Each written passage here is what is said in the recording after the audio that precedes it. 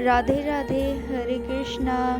तो आज कान्हा जी की बाल लीला का पार्ट 2 हम आपको दिखाएंगे विद मॉर्निंग रूटीन ऑफ हमारे लड्डू गोपाल जी का।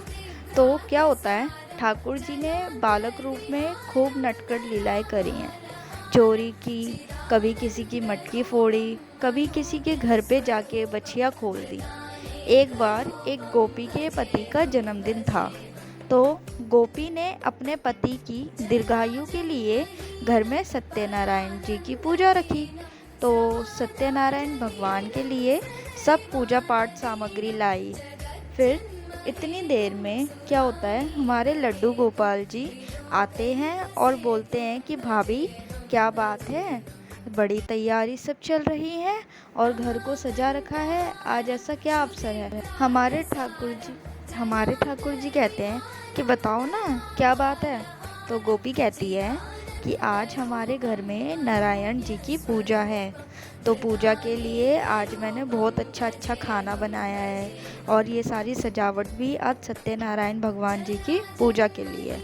तो ठाकुर जी बोले, भाभी एक काम करो, अगर तुमने बहुत अच्छे अच्छे पकवान बनाए हैं तो थाली में पहले मेरे को भोजन परोस दो। तो भाभी बोली, नहीं, पहले सत्यनारायण भगवान को भोग लगेगा, पूजा होगी, तब मिलेगा तुम्हें।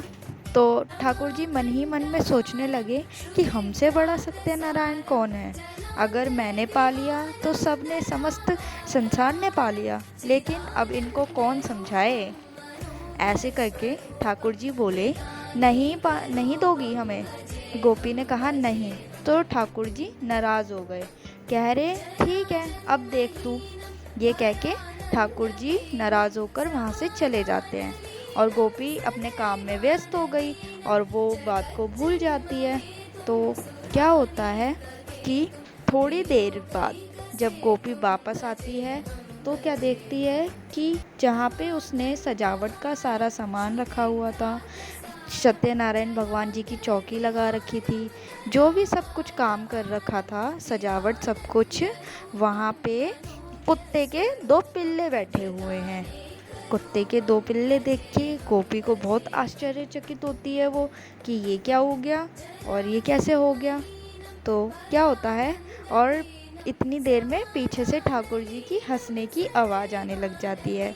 ठाकुर जी खिलखिला के हंसने लग जाते हैं और उसको, गोपी को पीछे से अंगूठा दिखाकर चिढ़ा के वहाँ से चले जाते हैं और कहते हैं, ले गोपी और देख ले और कर ले अपने सत्यनारायण भगवान जी की पूजा।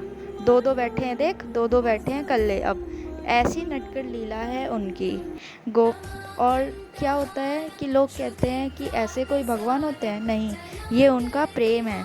गोपियाँ भी जब यशोदा मैया से उनके बारे में बोलती थीं तो उनका एकमात्र ये उद्देश्य रहता था कि वो नटखट बाल लीलाओं को हमेशा सुनती रहें और उस नटखट लीलाओं का आनंद लेते रहे। ऐसी अपरंपार लीला करी है हमारे लड्डू गोपाल जी ने अपने बचपन में। इसलिए आज की लीला यहीं समाप्त होती है। मिलते हैं आपसे अगली वीडियो के में। राधे राधे, तब तक।